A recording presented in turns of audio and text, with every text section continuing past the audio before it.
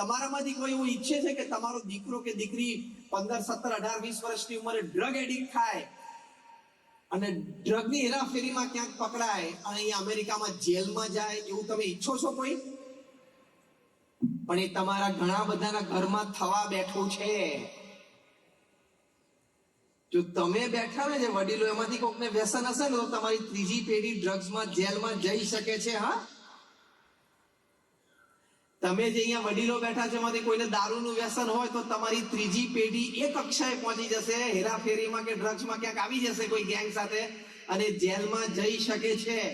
5 વર્ષ, 10 વર્ષ, 15 વર્ષ તમે તમારા દીકરાને કે ગ્રેન્ડસનને જેલમાં જોઈ શકશો? આ હું ત્રીજી આર્ગ્યુમેન્ટ ઊભી કરું છું, ઇમોશનલ આર્ગ્યુમેન્ટ. તમારા દીકરા કે દીકરીને કે એના દીકરા દીકરીને, ગ્રેન્ડ ચિલ્ડ્રન 10 વર્ષ માટે ડ્રગ ટ્રાફિકિંગમાં જેલમાં જાય એવું જોવા ઈચ્છો છો? હા કે ના? પણ હવે તમે અત્યારે જે વ્યસન કરો છો ને એ you are on that track. એ થવા બેઠું છે ઘરમાં, પછી એ થશે. એટલે ડિઝાઇન ઓફ ઇન્ટરનલ સ્ટ્રક્ચર માં બીજી વાત આવે છે કે પ્યોરિટી. પહેલી વાત આપણે શું કરી? ક્લેરિટી, એટલે કે નીતિમત્તા, પ્રામાણિકતાથી ધંધો કરવો, એ સ્પષ્ટતા. બીજી વાત છે પ્યોરિટી, કે આ શુદ્ધતા. જો અમારે તમને અહીંયા મળ્યા, અમારે કોઈ સ્વાર્થ નથી, અમે પૈસા લઈને નથી બોલતા. હું 25 વર્ષથી નેશનલ ઇન્ટરનેશનલ કોન્ફરન્સીસમાં બોલું છું. I don't charge a single penny.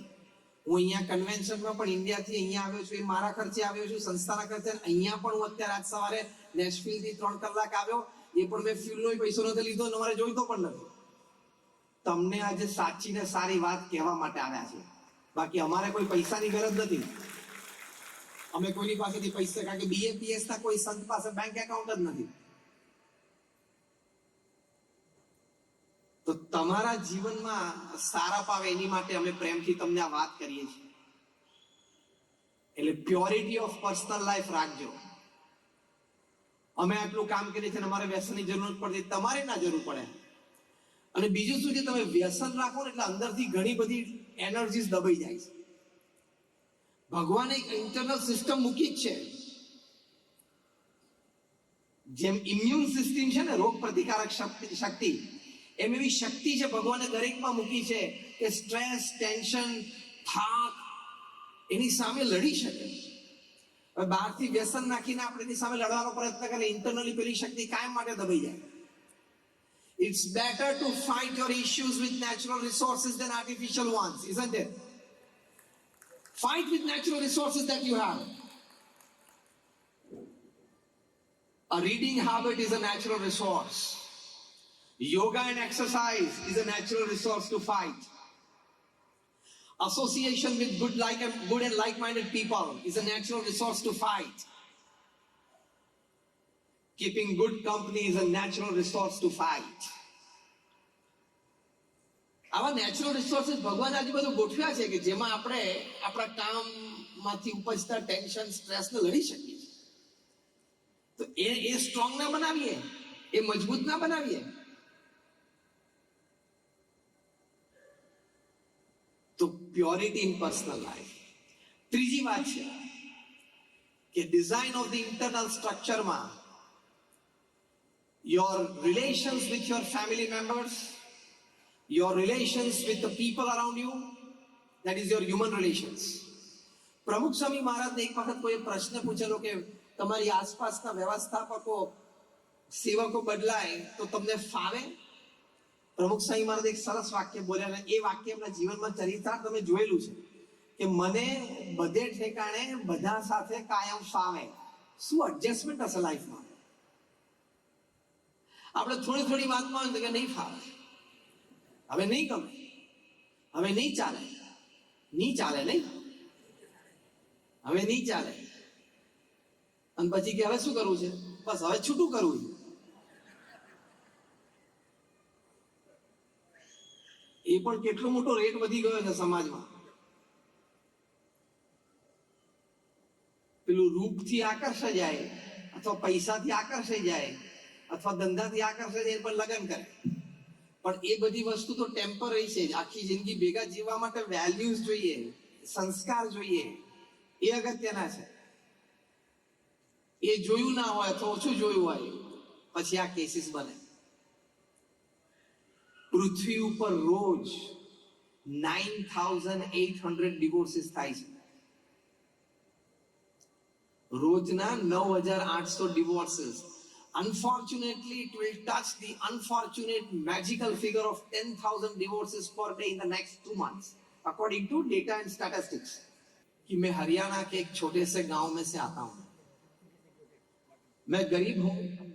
मेरा व्यवसाय यह है कि मैं घर घर जाके दूध बांटता हूं. આપણે ગામડામાં પેલું મિલ્કમેન આવે ને, લૂઝ મિલ્ક લઈને ઘરે ઘરે આપવા માટે આવે. तो हमारे गांव में कोई 70-80 घर है, हम 3 दूध वाले हैं. सुबह और शाम 2 दफा हम दूध देते हैं सभी को. मेरी आयु 50 साल की हुई, मैं दिल्ली सिर्फ 2 दफा आया हूं. एक बार कोई हमारे गांव में कोई बड़े घर में शादी थी तो मैं बारात में आया था, और अभी दूसरी दफा मैं यहाँ आया हूं कुछ काम के लिए. यहाँ से गुजर रहा था, देखा कि अरे ये क्या बन गया दिल्ली में.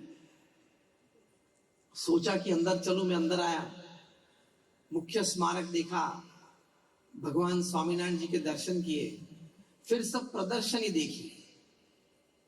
वहां मानव मूल्य की बातें लिखी हैं, प्रदर्शित की गई है. तो उससे मैं इतना प्रेरित हुआ, तो मैं आज यह प्रतिज्ञा लेता हूं कि मैं अपने दूध में पानी नहीं डालूंगा.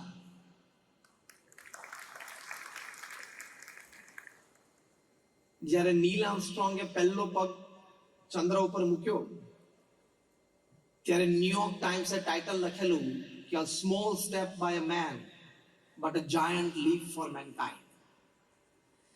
એમાં દિલ્હીમાં અક્ષરધામમાં 2006ની સાલમાં એક વ્યક્તિએ દૂધમાં પાણી નહીં નાખવાનો નિયમ લીધો. જે વાત આપણે કરી રહ્યા છીએ નીતિમત્તા અને પ્રામાણિકતાના પાઠ વ્યવસાયમાં, ધંધામાં. So that is a small step by a man on that day. 17 years hence, 10,000 miles away, we remembered him. Giant leap for mankind. કારણ કે આપણને બધાને એમાંથી પ્રેરણા મળી. આવી તો હજારો વાતો અમારે ત્યાં અક્ષરધામમાં બની છે. આપણે પણ એ ડિગ્નિટી સાથે જીવવાનું, કે 90 વર્ષની ઉંમરે પણ કોઈ પણ સમાજની વચ્ચે, કોઈ પણ ગ્રુપ કે વર્તુળ કે મિત્રોની વચ્ચે હું મારું શીશ ઉન્નત રીતે રાખીને કોઈ પણની આંખમાં આંખ પરોવીને ઉભો રહી શકું, વાત કરી શકું કે I have not done anything wrong in my life. આ ડિગ્નિટી. મેં મારા જીવનમાં કંઈ ખોટું નથી કર્યું, એટલી ડિગ્નિટી તો આપણામાં હોવી જ